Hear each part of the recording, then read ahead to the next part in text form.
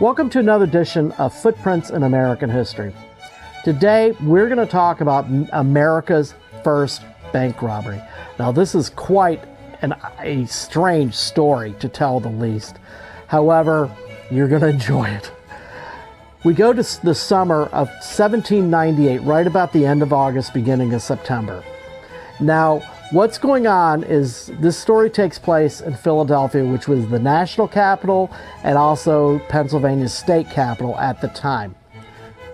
We have a man named Patrick Lyon who's been commissioned to do work on the vault doors of the Bank of Pennsylvania.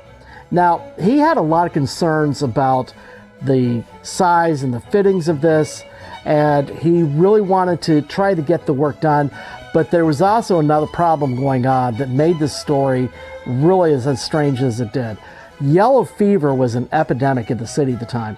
It ended up killing 1,300 people. Now, Patrick Lyon, he was really worried about this. He really wanted to get out of town as quick as possible. So this was kind of a rush job. Now, there were two men, Isaac Davis and Samuel Robinson, that were also doing work. And he pretty much explained to them about the size of the locks and the fittings. He was very concerned about it with the vault doors.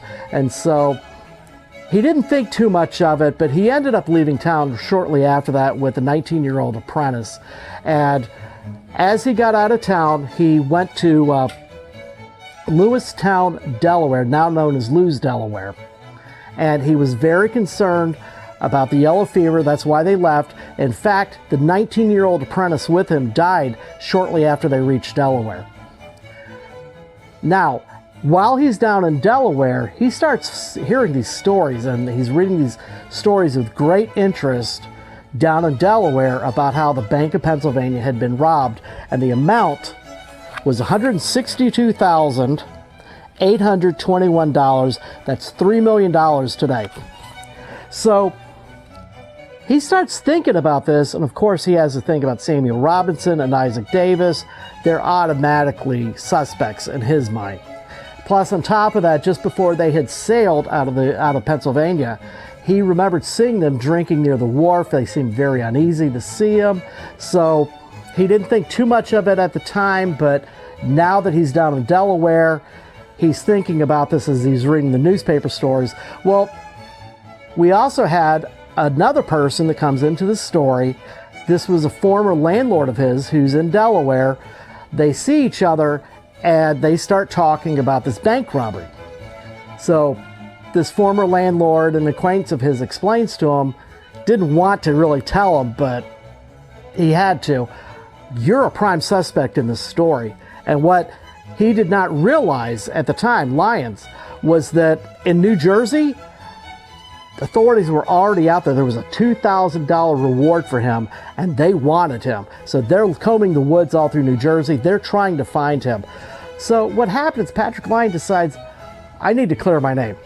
So he sails back to Philadelphia. He ends up walking to the city, turns himself in and says, look, I'm innocent. And he wants to tell them the story of these two other men that were working on the vault doors.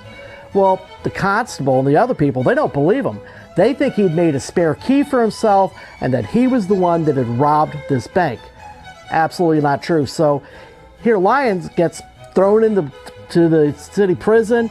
He ended up being there for 3 months in a 4x12 cell. He was really scared about the yellow fever that's going through the city, and he actually did deal with a small bout of it, although he did survive. But it was a very cold and damp cell. He did not enjoy his time in there at all. So Samuel Robinson ends up dying of yellow fever. However, Isaac Davis survived, and now he's got all this money. He doesn't know what to do with it. So he never made a plan. He's got now nearly $3 million of what would be, by our standards, would be nearly $3 million of today's money. He doesn't know what to do with it, so he goes and he starts depositing the money into the bank. The very bank that he had robbed shortly before. Suddenly, the bank starts getting suspicious. Where did he get all this money from? Come to find out that he had been doing it with other banks in the city.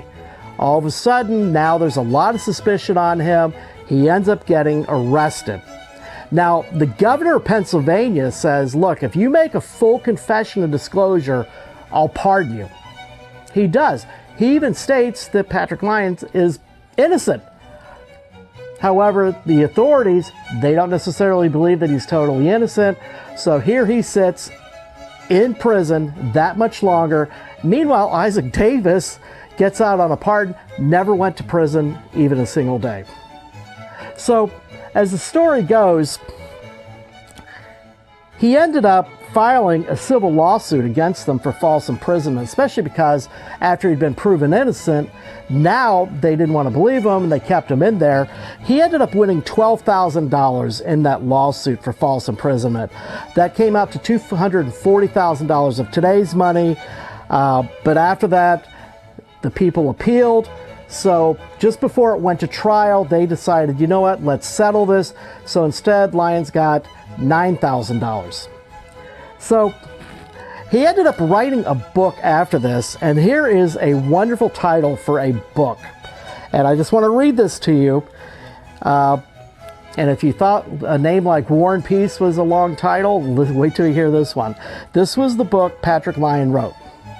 Narrative of Patrick Lyon, who suffered 3 months severe imprisonment in Philadelphia jail on merely a vague suspicion of being concerned in a robbery of the Bank of Pennsylvania, with his remarks thereon. That was the title of the book. Because of the $9,000 plus the proceeds from the book, he ended up living a pretty comfortable life after that. He was pretty much set financially. In 1825, he decided to commission a portrait of himself.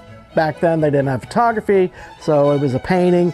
And that painting also hangs at the Pennsylvania Academy of Fine Arts today. But this was in 1825, he did this. And you look in the background of the portrait, you will also see the prison where he spent that time. He wanted to make sure that that was included. My name's Jeff Dial. I hope that you'll like and subscribe to the channel. Please like the videos. Please share it if you get the chance. Also, ring the bell if you want to get notifications of future videos. Also, like our Facebook page. You'll learn a lot about previous videos that have been done. Also, you'll learn about future videos and get any other information that sometimes will be posted that actually are never posted here on the YouTube channel. In the meantime, fair winds and following seas. Credits will be in the description. I hope you guys have a wonderful day. Thanks so much.